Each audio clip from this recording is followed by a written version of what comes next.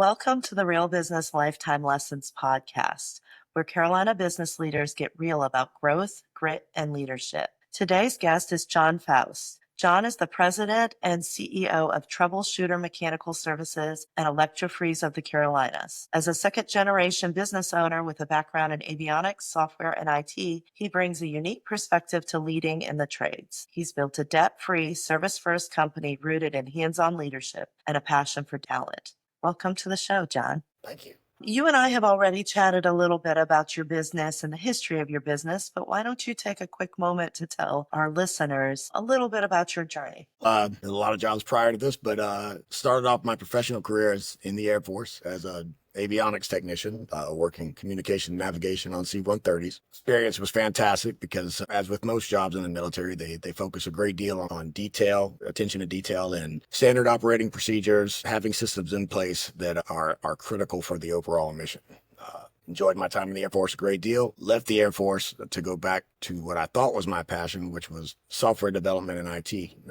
Enjoyed that a great deal as well. I love creating something from nothing. Can't say that the overall experience of IT was fantastic for me. There was a lot of fluff in the business, but what I did learn in that was that just like in the Air Force, having systems in place are essential to having a finished product that you can be proud of. The whole time I'm doing those two jobs, my father was running the business, and quite honestly, I wasn't a big fan of it, and that's why I left in the first place. Came back to the family business, not because I felt pressured to come back to it, but because I felt like I had gained enough life experience outside of the business that I could bring a lot of the principles that I had learned out there back to it. The problem-solving skills I got from software development and from avionics are things that I thought would translate well into evolving this business from the type of field it used to be to the trajectory that I see that this industry is going. And so far, it's been pretty successful. And since your career has spanned avionics in the Air Force and software development, now mechanical services, how have those different experiences shaped your approach to leadership?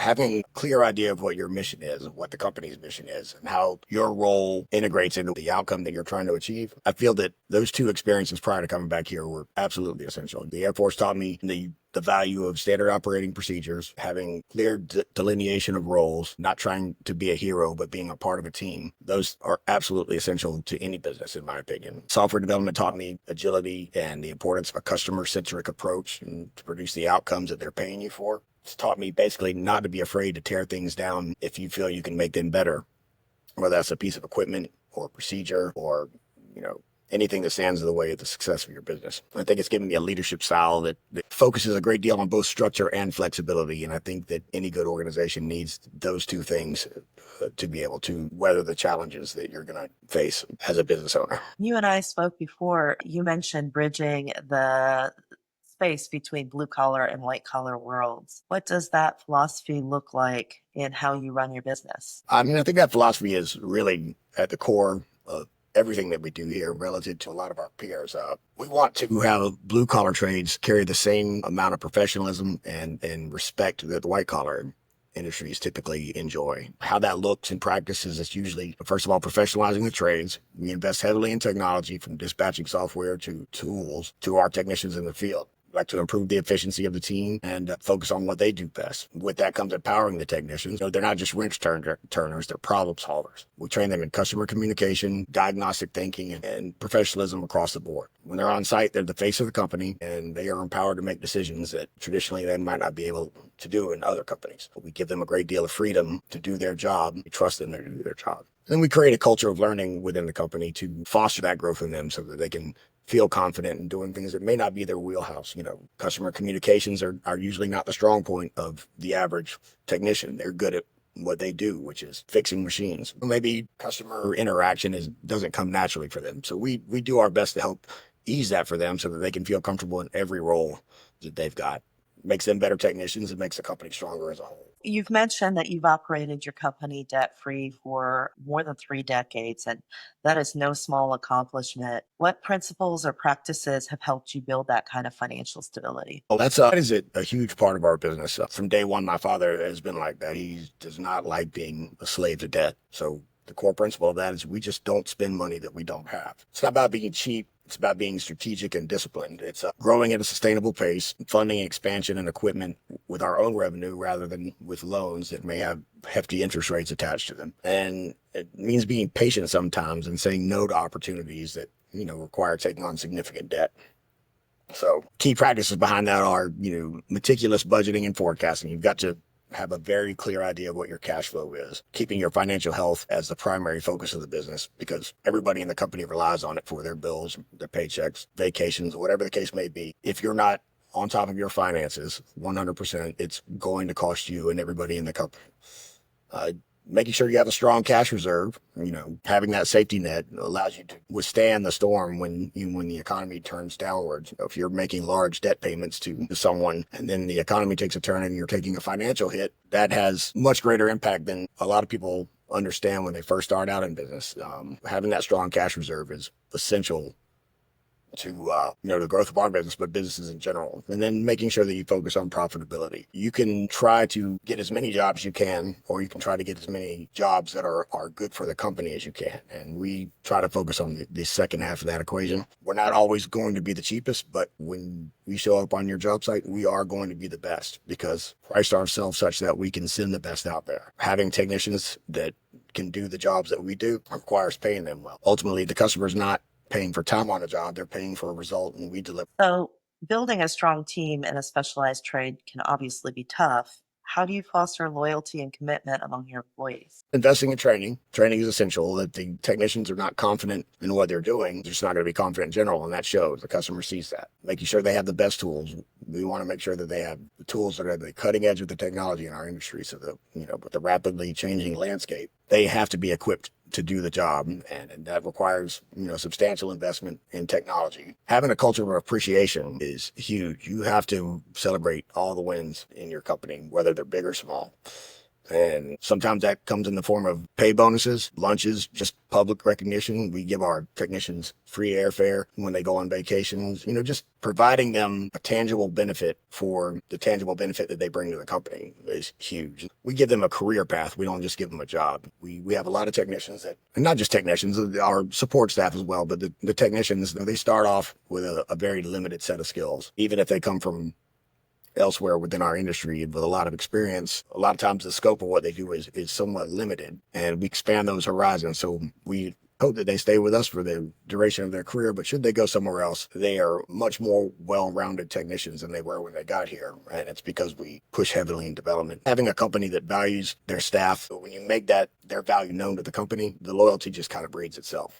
You mentioned during our previous chat that you prioritize hiring for attitude and teaching the technical skills later, which you just referenced. Why has that approach worked well for you? And could you share a success story that illustrates that point? Hiring for attitude and training for skill is, I think, pretty much any company should be doing that. But there's that old adage that whether you think you can or you think you can't, you're probably right. We like to hire the guys who think they can, not necessarily because they know the skills right up front, but because they're willing to learn them. You could teach anybody to diagnose a compressor or braze copper lines, but you can't teach them to have a good disposition with the customer, with the jobs that they're doing. It has to be an innate quality in those guys that if they don't have it, they're not going to be a good fit for our company. And if they're not a good fit for our company with the amount of time that we invest into it, that could be a significant challenge for them. So we only like to keep the guys on staff who are customer focused, are mission focused for the company, and who want to better their own lives through training, technology, and development,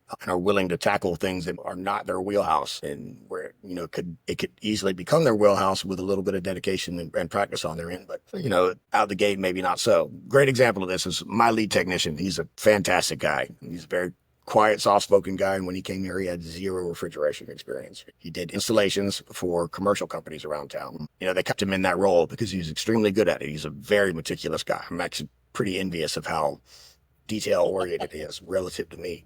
Over the years, we've trained him on the wide variety of things that we do. We do commercial kitchen, refrigeration, industrial refrigeration, which is a different animal altogether. And now he's taken the lead role in the electro-free side of our business. He soaked up everything like a sponge. And it's not that he's smart. I mean, he is a smart guy, no doubt about it, but this has nothing to do with his success. His success is rooted in the fact that he is up for any challenge. He doesn't see things that he doesn't know. He just sees things he doesn't know yet. And because of that, he is hands down our leading technician, and I've hoped I can get him to train at least 5 more guys like him. What's one leadership challenge you've faced that taught you a valuable lesson about running a service-based business? I took over the business 2 years ago, and with that, we already had a pretty heavy workload. I had one customer, very long-term customer. We had him for multiple decades and had a critical piece of equipment go down. That equipment was responsible for a great deal of their sales for that day, and not having it would have meant loss of revenue for the company. Employees would have to go home because they don't have the equipment. It was a pretty big deal. My initial instinct was to jump in and solve the problem. And yeah, that would have solved that problem, but it would have perpetuated a bigger problem within the company, which is learning how to delegate, learning how to trust your people to do what they need to do to get the job done so that you're not having to be the hero every single time. It's not about managing a problem. It's about managing the chaos that comes with that, and understanding that your role as a leader sometimes means stepping back and letting other people become the leader in those situations. And when you empower them to do that, it's a huge deal. The result on this particular instance was I stepped back, gave as little guidance as possible, but I did my best to do direction, and as a result, the team far exceeded anything that I think I could have done on my own. It was difficult for me. Letting go of the reins sometimes is not easy, but when you look back on it, it's the right decision. What are some of the shifts that you've been seeing in the HVAC and refrigeration space that newer businesses should be paying attention to? Thing specific to my industry is the electrification of everything. So many of our systems used to be mechanical controls. That's going by the wayside. The Internet of Things, the fact that most large pieces of industrial equipment are connected to the web in one way or another, and they have complex controls on them that are nothing like the old thermostats that you just turn the dial on, ridiculous amounts of parameters. So knowing your industry, knowing what's on the cutting edge of your industry is essential, and it doesn't matter what you do. Knowing what's on the horizon is essential to staying relevant as you move forward. Specific to our industries, you have to keep up with refrigerant regulations because it seems like they're changing every week. But we've moved to A2L refrigerants. Most people don't know what they are, but they will, because they're going to affect their pocketbook sooner rather than later. A2L refrigerants are designed to be less stressful on the environment. Staying ahead of that, at least in my industry, is a big deal. Understanding the critical nature of having the correct diagnosis and solution to that diagnosis as quickly as possible is, I mean, that's paramount for people in my industry, but I think you can translate that to just about any industry, knowing what it is your customer needs and how you can deliver it as economically and as quickly as possible. I'd say those are the biggest ones. I do want to address a couple other things. Starting off small and staying lean in the business, I think I probably should have mentioned that from the get-go. We see a lot of companies that start off small, and they get a few jobs, and they all of a sudden start immediately throwing huge amounts of money at new trucks, digital signage, advertising on TV and radio. And that's great and all, but it has to be sustainable. So if you're starting a new business, stay within your budget. When my father started, his advertising was, he picked up the phone book and started with the A's, and he dialed every number in the phone book until he got to G. And the only budget he had for advertising was whatever the phone company charged us every single month. By the time he got to the G's, he had enough business to sustain itself without having to constantly advertise or go out and buy wrapped vehicles or things of that nature. So for a new business starting out, I would definitely recommend staying small and growing at a sustainable pace. And then follow up on that, paying yourself first is very important. If you have stress in your home life, that's going to translate into your business. So making sure that if you're putting in the work, that you're going to get the benefit of that work. Because if you are not, it's going to affect not just you, but everybody within the organization. As you've expanded into the niche services like electric freeze, how do you evaluate opportunities and decide when it's time to grow and pivot? Does the new opportunity align with our core values? Is it something that we can do effectively, efficiently, and profitably? And is the organization we're going to partner with, or is the opportunity that's coming down the pipeline, is that something that's going to benefit the employees in the company, or is it only going to benefit the bottom line? Because if it doesn't benefit the employees first, then it's a non-starter. We're not interested at all. When you look at the risk of any new venture, it's got a great deal to do with how that venture is going to translate into success for the mission of the company. If it's not a very clear win, it's not an opportunity we're interested in. We've talked a little bit about debt and financial decisions. Would you be willing to share one misstep financially that taught you a lot about managing risk or debt in a business? Oh yeah, without a doubt. We had an office in Charleston, a satellite office that we opened in 2005. And for the first few years, It was going fantastic. And a lot of things that I just told you about operating debt free, those were my own personal missteps because I took on debt. I grew bigger than I wanted to grow in a short period of time, and everything was going great from 2005 to 2008. We were flush with cash. We had a ton of money in receivables. And then the 2008 housing crisis hit. And as a result, we took a pretty monstrous hit.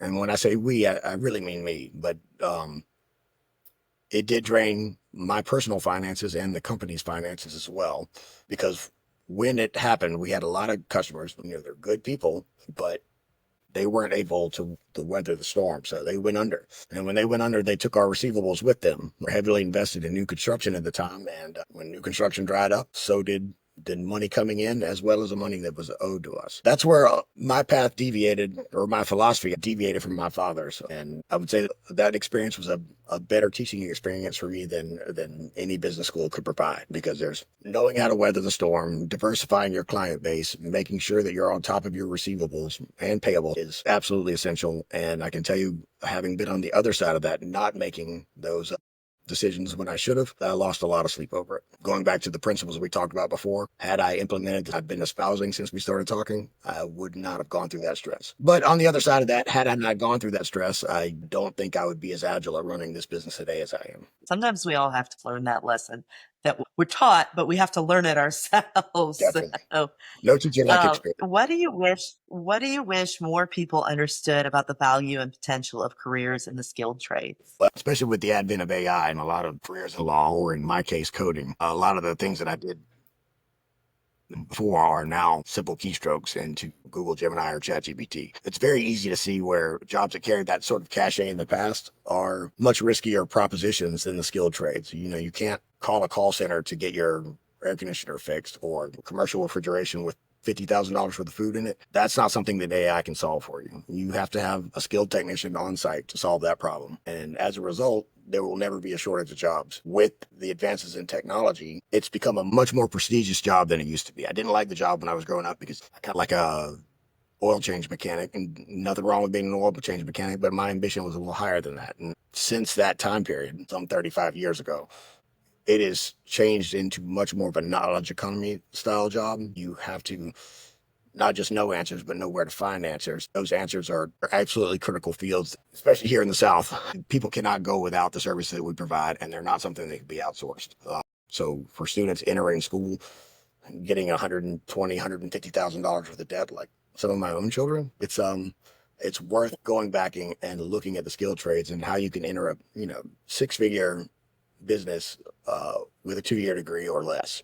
Since you've mentioned family a couple of times, as someone who is leading a second generation company, what advice would you give to the next generation who is considering entrepreneurship or joining their family business? You have to respect where you came from and respect the principles that built the business in the first place. If you're not going into a family business that has a set of values and you expect to go in and change those values and they were built on those values, you can expect a great deal of pushback. So you absolutely have to respect what came before you and the lessons that were learned, most often the hard way. But at the same time, you can't be a slave to them. You have to be able to evolve and adapt, take the best of what you learn, to discard some of the stuff that is not great for the business, bring your skill sets into the business, combine them with the ones that are there before, and with any luck, a third generation will walk in and they'll upstage you. A business is an organism that grows over time, and it has to be fed properly to do so. I would say going into a family business, just to reiterate, honor the legacy that came before, but don't be afraid to end it. What's one decision or milestone in your own career that you look back on with the most pride? Most recently, and there's a couple of big ones, but most recently, partnering with Electro, that's been hugely successful for us. Not just from a financial position, but from the fact that we're in a very niche industry that has offered a lot of opportunities to my technicians to see a bigger picture of the world. We fly them to the factory to see how these things are manufactured and to get training. It's expanded our service area a great deal, and it's greatly enhanced our ability to provide benefits for our employees. Those benefits translate into happiness and loyalty within our staff. So I'd say that the big success was coming on board with Electro and making their mission a part of our mission and vice versa. Thinking about the legacy of your business, what impact do you hope your companies have in the community and in your industry? I'd like to think that we elevate the trades so that a lot of people entering into this business don't look at it with the same pessimistic mindset that I did when I first started out in it. I hope that seeing what we do and how we do it, I'd really like for people to see what we do as the task that it is and not maybe the task that they perceive. You know, when people think of refrigeration, it's always, you've probably got a mental picture in your head, and that's the one that I'm trying to go past. Beyond that, I'd also like to make sure that, that next generation, when I eventually retire from this, can take the business to expand the customer base a great deal. And when people think of our name, specifically Troubleshooter, and with Electro as well, that they know that that's a company that they can trust. That's a company that's led with integrity and has the customer's best interest in mind at all times.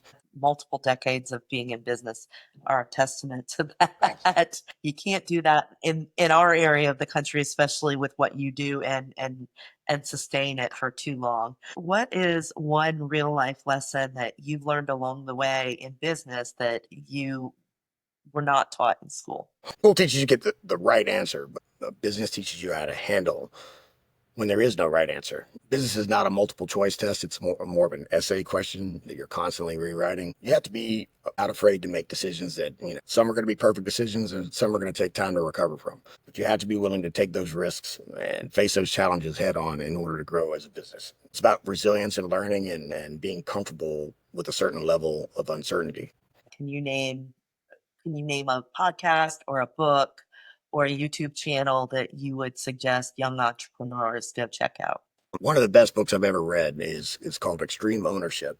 It's by Jocko Willink, he's a former Navy SEAL who started a business called Echelon Front, where they do business consulting. They basically take the approach that they use in the military and specifically the SEAL teams to foster a sense of ownership and teamwork within an organization, which I think is absolutely critical to the success of that organization. So I would definitely say that as far as books, Extreme Ownership, and there's a follow-up book. Those are two excellent books. Podcasts, just to kind of piggyback on the debt-free thing, listening to Dave Ramsey, even if not every caller that calls into the show applies to you, you cannot go wrong there. You tend to go in the direction you look. So I listen to a lot of Dave Ramsey because I'm tempted at times to make financial decisions that may not be in the best interest of the company. And sometimes it takes having somebody sitting in the corner going, "What are you doing, stupid?" to realize that maybe you should focus back on what's built the business. Is there anywhere specific that our listeners could connect more with you or learn more about your businesses if they should want to? They can go to our website, troubleshooterac.com and electrofreezecarolinas.com. Depending on your flavor. If you're looking for the ice cream side of things, obviously Electro Freeze Carolinas is where you'll want to go, and Troubleshooter AC is the more general website that deals with the HVAC, refrigeration, and commercial kitchen and industrial HVAC that we do. Both of those have a great deal of info on them. You can also find us on Facebook and LinkedIn. LinkedIn has probably got the most up-to-date information. It's a lot more real-time than our website, so I would say maybe start at LinkedIn and then you can branch out from there.